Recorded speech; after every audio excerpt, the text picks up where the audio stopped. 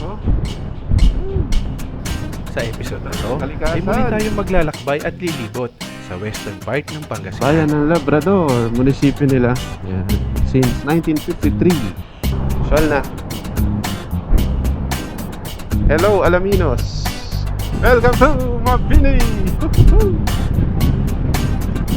Welcome to the Sol, home of quality salt. Kasama ang Team Palibot, sama-sama tayong libutin at tuklasin ang natatagong ganda ng Dasol, Pangasinan. Tuklasin natin ang napakaganda at pamosong Tambobong Beach at kung ano ang pwede mong gawing water activities pag nasa dalampasigan ka nito. Welcome to Tambobong!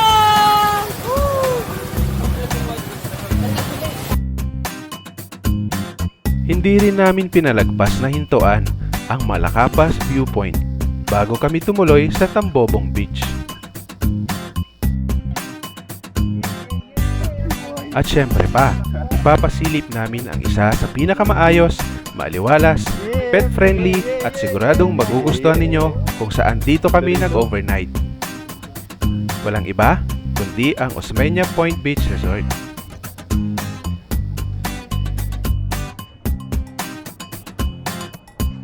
Ganda rito.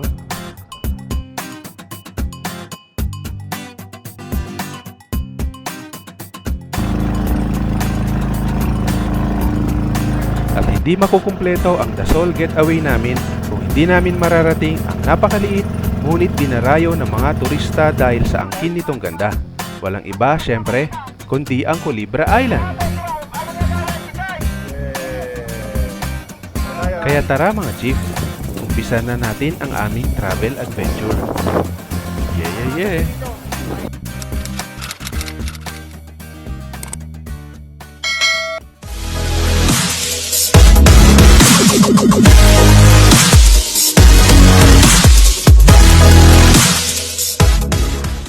Alright. Good morning.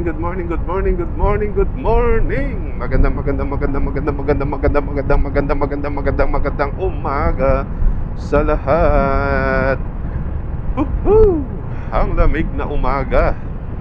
Ayan.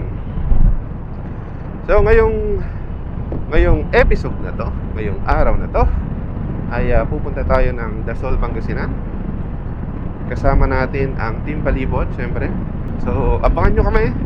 Shout out na kaagad in advance sa mga taga-western part ng Pangasinan. Papunta na po kami dyan. Yeah! Let's go mga chief. Ganda talaga ng kalikasan. Bayan ng Labrador, munisipyo nila. Yan. Since 1953. Usual na.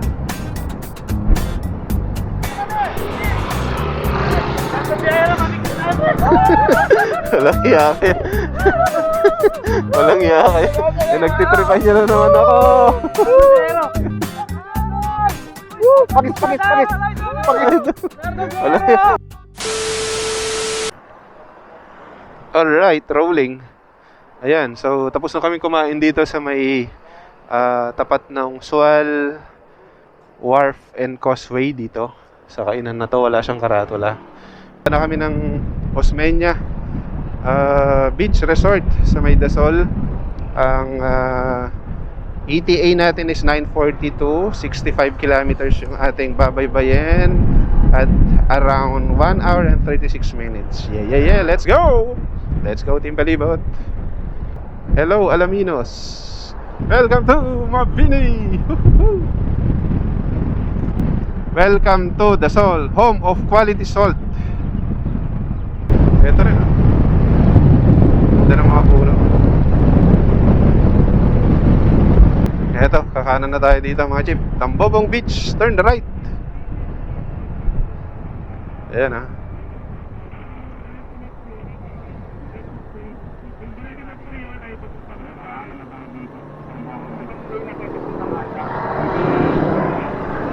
Yahoo! Ayun, nakapasok na kami dito sa papuntang Tambobong beach. Ang kahabaan nito ay nasa 18 kilometers na barangay road. Ayan.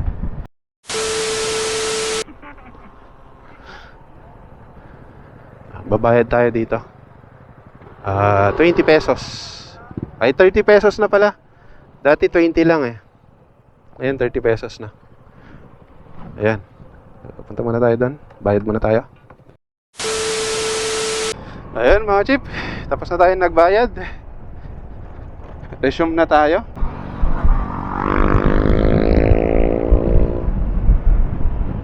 Malakapas.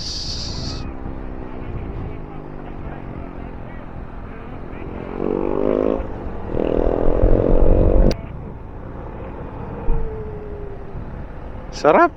Nahuli na ako. Ha?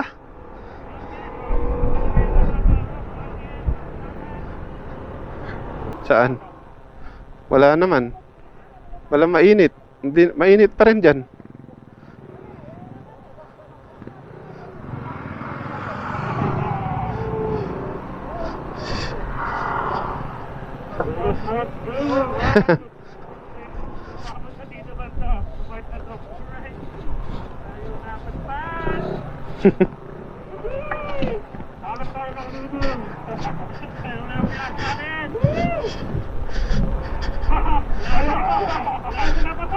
Walang lilim.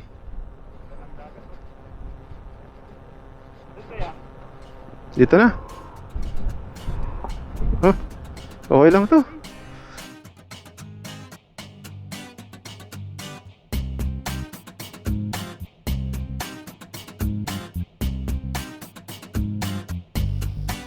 Ito ang Malakapas Viewpoint. Ito ay matatagpuan sa Barangay Malakapas, Dasol, Pangasinan. Dito mga chief, ang isa sa mga nagsisilbing photoshoot site na mga nagpi-prenup shoot. Perfect viewing din dito ang sunset, kaya marami ding turista ang humihinto dito tuwing hapon.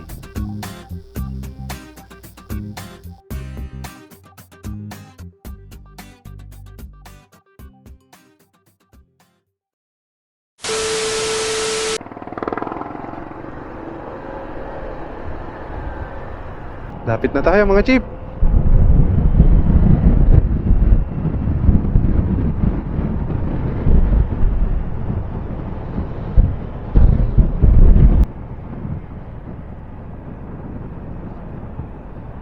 Ayan na. I love Osmeña Point Beach Resort. Welcome. So dito tayo papasok. Welcome Osmeña Point Beach Resort. Alright. Off ko na yung map ko. Okay, eto na siya.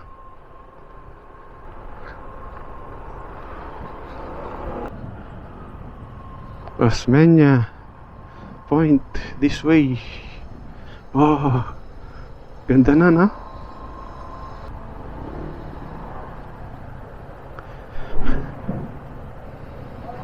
Umiwas sa nyog. Wow. Eto na. Finally!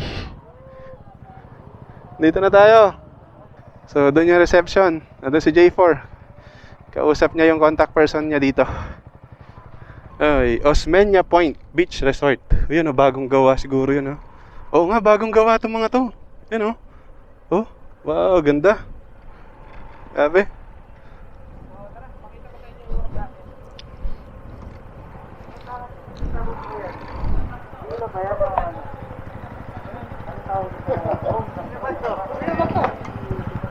Ito na yung magiging room natin, mga chip. As in, bago pa lang siya.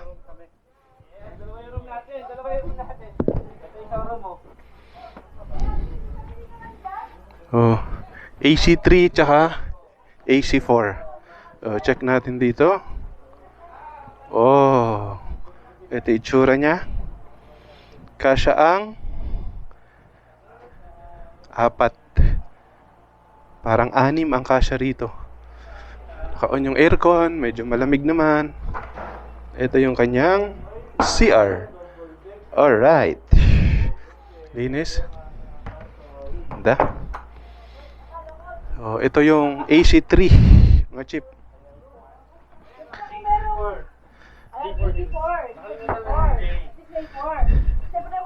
Pareho lang din ba yan? Hindi, ito Ano to? single bed. Single overhead cam. Okay, ito yung isang room.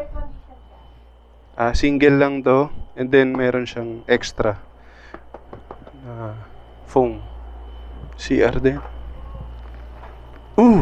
Tagusan yung CR doon. Ang ganda nitong room nila. Dami rin, may mga kubo rin doon, no? O, mamaya ikutin natin to. Pakita natin sa inyo kung gaano kaganda tong lugar na to.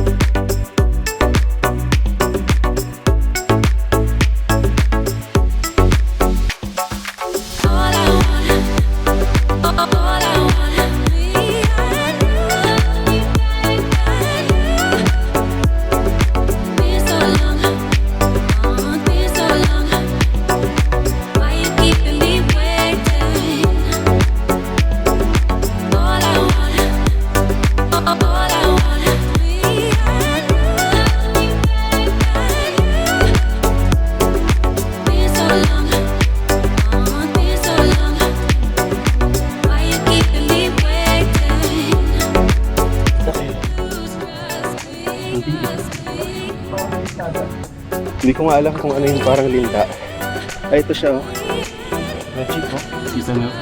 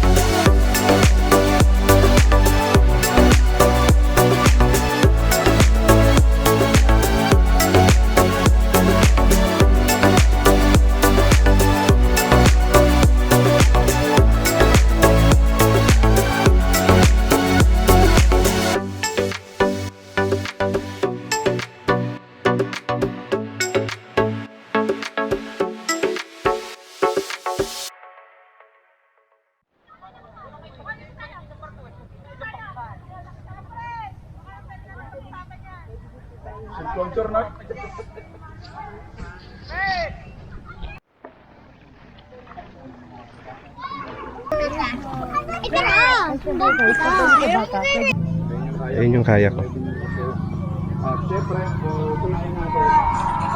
Alright. Ayan na. Pare, 2 oras sila. Kaya na tayo ng bangka papuntang Culebra Island. Yung bayad daw po. Yeah. Alis na tayo. Po tayo. Alright. Ayan na.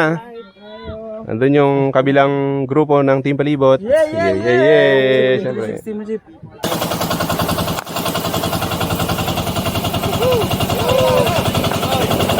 Ayun yung may ano, may shipwreck. Ayun yung shipwreck. May ano na yan. Kuya na yan. Ayun na, malapit na tayo sa Culebra Island. Ay, high tide.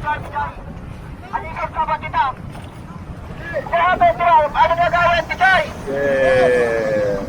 Na tayo. Nakadaong na kami.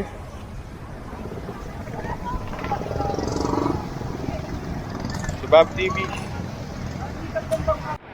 Bayad na kami dito sa may information. Tananen! Akin na, yung sukli. Ay, Pala yung bayan. dito sa Culebra Island, mga chief, kung wala kayong baong mga pagkain o merienda, pwede kayong bumili rito. May mga sari-sari store, mga ilang sari-sari store na pwedeng bilhan dito. Tsaka mga cottages or yung mga maliliit na bahay kubo dyan, pwede kayong magstay dito, no? Mag-overnight, pwede ring mag-camping dito, magtayo ng mga tent. Ayan. Napakaliit lang nitong Culebra, pero makikita nyo, mamangha kayo sa ganda niya dahil dito sa white sand. At saka itong paligid, sobrang napakaganda, nakaka-relax. Ayan, sa mga mag-overnight, huwag kayong mag-alala sa power supply kasi merong mga genset o generator set sila dito. At meron din ako nakikitang mga solar panel. Saan tayo? Yan, gaya nito. Mga chip yan. Yung mga solar panel sila. Bawat kubo na nakikita nyo rito. Yan, daming guests ngayon. Siyempre kasi palapit na yung summer. Mainit na rin yung panahon. Kaya marami na rin nagpupunta rito mga turista. Yan, ikutin natin. Tara!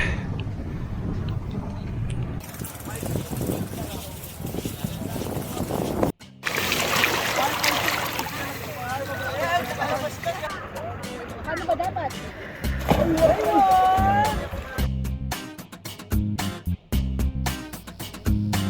Ang Culebra Island ay isa sa mga nangungunang atraksyong panturista sa Dasol, Pangasinan. Ang maliit na isla na ito ay sikat na sikat at isa sa pinakabinibisitang isla sa Pangasinan bukod sa 100 Islands. Ito ay kilala rin bilang Snake Island o Kamaso Island. Ito ay pinangalan sa sea snake na sagana sa mabatong bahagi ng isla.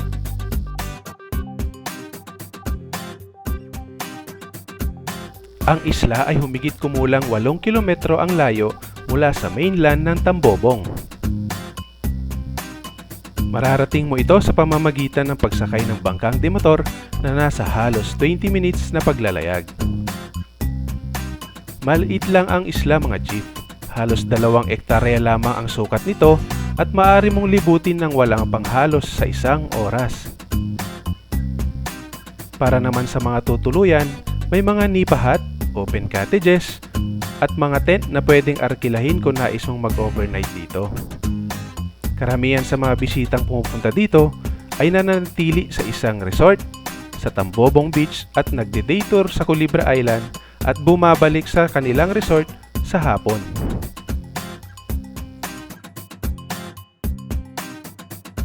Puti at pinong buhangin, malamig at malinaw na tubig, tiyak na mag-e-enjoy ka sa pagpunta mo dito mga chief. Kaya wag mong kakalimutang isama ito sa bucket list mo kung nais mong mamasyal at maligo sa dagat sa probinsya ng Pangasinan.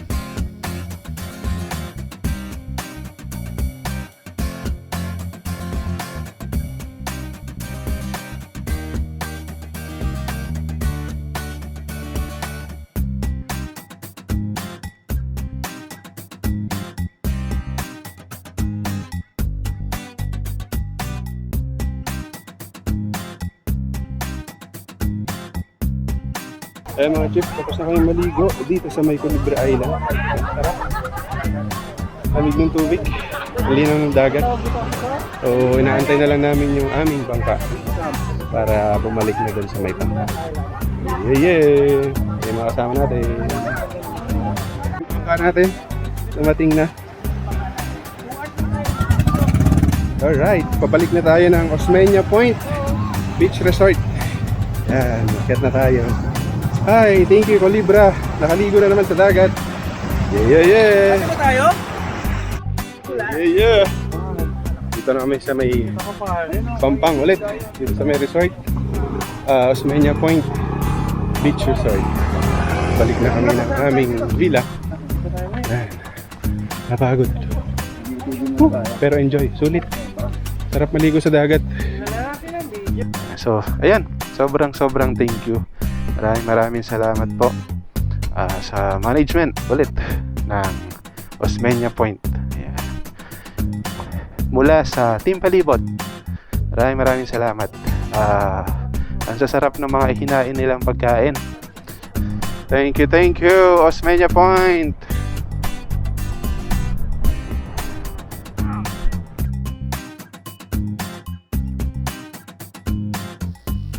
Maraming salamat sa pagsama sa ating travel adventure. Maraming salamat din kung nakaabot ka sa part ng video na ito mga Chief. Huwag kalimutang i-like at i-share ang ating video. Siyempre pa, huwag din kalimutang mag-subscribe at pindutin ang bell notification para updated ka sa ating mga future travel adventure. At dito ko natatapusin ang ating travel adventure mga Chief. Sa ngalan ng Philippine Motorcycle Tourism, kasama ang Team Palibot. Hanggang sa muli, Osmeña Point. Hanggang sa muli, that's all. Muli ako po si Nardong Biyahero. Vamos Viajeros. Ride safe always mga Chief. Yeah, yeah, yeah.